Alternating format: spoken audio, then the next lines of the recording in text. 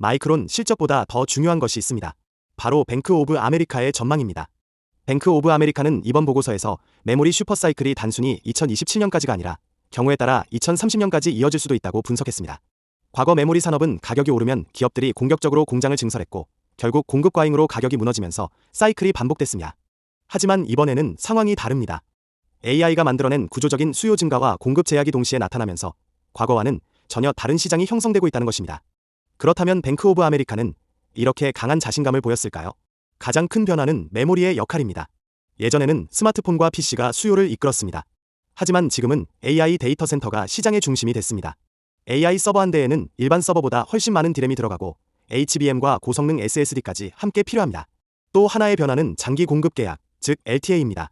과거에는 메모리 업체들이 가격 경쟁을 벌이며 시장 점유율을 확보하려 했지만 이제는 빅테크 기업들과 장기 계약을 체결해 안정적으로 공급하는 구조가 확대되고 있습니다. HBM 같은 고부가 제품의 비중도 빠르게 증가하면서 가격 경쟁보다 기술 경쟁이 훨씬 중요해졌습니다. 즉, 메모리 산업이 경기 민감 산업에서 AI 인프라 산업으로 바뀌고 있다는 것이 이번 보고서의 핵심입니다. 수요가 폭증하면 공장을 더 지으면 되는 것 아니냐고 생각할 수 있습니다. 하지만 현실은 그렇지 않습니다.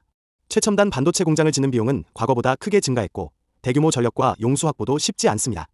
여기에 환경 규제와 인허가 절차까지 더해지면서 신규 생산 라인 구축에는 수년이 걸립니다. EUV 장비 역시 원하는 시기에 바로 공급받기 어렵습니다. HBM 생산은 일반 디램보다 훨씬 복잡한 공정을 요구하기 때문에 생산 능력을 단기간에 늘리는 것도 쉽지 않습니다.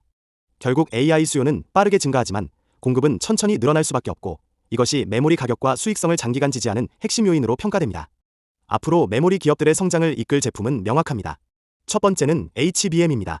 AI GPU에 필수적으로 사용되는 고대 역폭 메모리로 이미 메모리 업체들의 핵심 수익원으로 자리 잡았습니다. 다음은 HBM4와 HBM4입니다. 차세대 AI 가속기에 적용되면서 용량과 성능이 더욱 향상될 것으로 기대됩니다. 소캠 역시 주목해야 합니다. AI PC와 온디바이스 AI 확산에 맞춰 새로운 메모리 모듈 형태로 성장 가능성이 거론되고 있습니다. 여기에 AI 데이터 센터의 저장 장치인 엔터프라이즈 SSD, 그리고 LPDDR5와 GDDR7 같은 고성능 메모리 수요도 빠르게 증가하고 있습니다.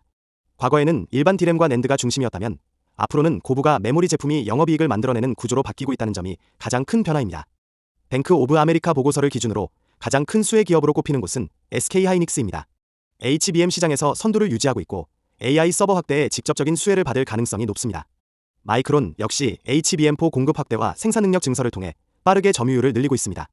삼성전자는 HBM3와 HBM4 경쟁력 확보가 향후 실적 개선의 핵심 변수입니다.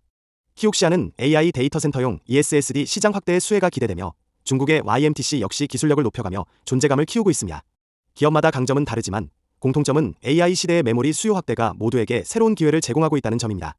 과거 메모리 산업은 경기 사이클에 따라 크게 흔들리는 대표적인 업종이었습니다. 하지만 AI 시대에는 메모리가 단순한 부품이 아니라 AI를 움직이는 핵심 인프라가 되고 있습니다. 구조적인 AI 수요 증가, 장기 공급 계약 확대, 그리고 공급 제약이 동시에 이어진다면 메모리 산업은 이전보다 훨씬 긴 슈퍼사이클을 경험할 가능성이 있습니다. 물론 경기 둔화나 예상보다 빠른 공급 확대 같은 변수는 언제든 존재합니다. 그럼에도 이번 뱅크 오브 아메리카 보고서는 메모리를 더 이상 단기 경기 민감 산업이 아니라 AI 시대의 핵심 성장 산업으로 바라봐야 한다는 점을 분명하게 보여줍니다. 여러분은 이번 메모리 슈퍼사이클이 2030년까지 이어질 수 있다고 보시나요? 의견을 댓글로 남겨주시고 AI와 반도체 산업의 핵심 이슈를 계속 받아보고 싶다면 구독과 좋아요도 부탁드립니다.